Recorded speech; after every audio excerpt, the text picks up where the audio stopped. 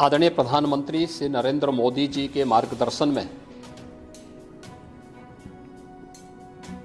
देश की नई संसद में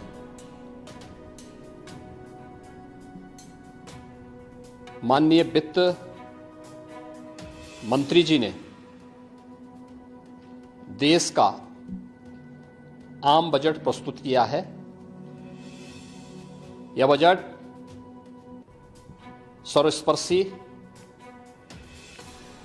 सर्वसमावेशी, विकासोन्मुख 140 करोड़ भारतवासियों की आशा, आकांक्षा और अमृत काल के संकल्पों को पूरा करने वाला सिद्ध होगा। आम बजट 2024-25 आत्मनिर्भर एवं विकसित भारत के निर्माण का एक आर्थिक दस्तावेज है। इस आम बजट में अंत्योदय की पावन भावना, विकास की असीम संभावना और नवोन्मेष की नवदृष्टि है। इस आम बजट में अन्नदाता किसानों की समृद्धि के लिए 1,52,000 करोड़ रुपए, कृषि और सहायक सेक्टर के लिए, महिला सशक्तिकरण के लिए 3 लाख करोड़ रुपए से अधिक का प्रावधान किया गया है।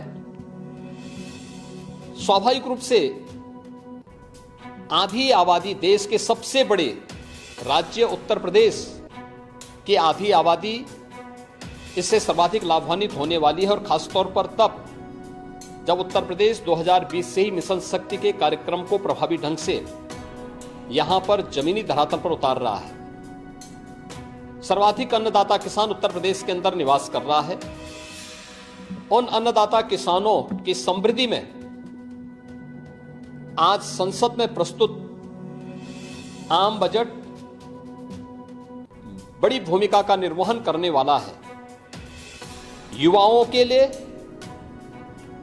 लाखों नौकरियों के साथ साथ मध्यम वर्गीय परिवार के लिए प्रत्यक्ष कर यानी इनकम टैक्स में जो नए टैक्स स्लैब की घोषणा हुई है, ये सभी अभिनंदनीय है, स्वागत योग्य है। इस पूरे बजट को अगर मैं कह सकता हूं कि यह बजट भारत को $5 ट्रिलियन की इकोनॉमी में बदलने के संकल्प के साथ ही दुनिया के ग्रोथ इंजन के रूप में भारत की भूमिका को और विकसित भारत की संकल्पना को साकार करने का एक आर्थिक दस्तावेज के रूप में यह देश की संसद में प्रस्तुत किया गया है। इस 140 करोड़ जनता जनार्दन के लिए समर्पित, उनकी आशा, उनकी आकांक्षा और अमृत काल के संकल्पों को पूरा करने वाले इस बजट के लिए मैं आदरणीय प्रधानमंत्री जी के प्रति आभार व्यक्त करता हूं।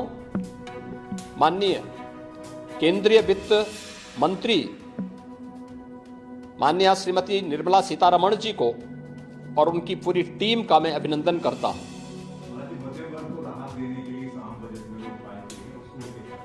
देखिए, मध्यम वर्गीय परिवार में टैक्स के बारे में सबसे बड़ी छूट आज उपलब्ध हुई है, और ये लंबे वर्ष समय से ये मांग चली आ रही थी। 3 लाख तक के प्रत्यक्ष कर यानी इनकम टैक्स में कोई भी टैक्स नहीं लगेगा।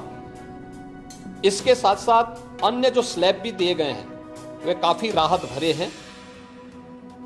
अलग अलग सेक्टर के लिए जो प्रावधान किए गए हैं, गांव के लिए, गरीब के लिए, किसान के लिए, नौजवान के लिए, एमएसएमई सेक्टर के लिए, ये लाखों नौकरियों को क्रिएट इससे होगा। इंडस्ट्री के लिए जो प्रावधान किए गए हैं मुझे लगता है ये सभी स्वागत योग्य हैं और नौजवानों के लिए, समाज के हर तबके के लिए, महिला सशक्तिकरण के लिए, अन्नदाता किसानों के लिए, सभी तबके के लिए जो कुछ भी प्रावधान इसमें किया गया है, मैं कह सकता हूं कि यह राम राज्य की अवधारणा को साकार करने वाला एक सर्वस्पर्शी, सर्वसमावेशी और विकासोन्मुख बजट के रूप में यह मोदी 3 का यह पहला बजट जाना जाएगा।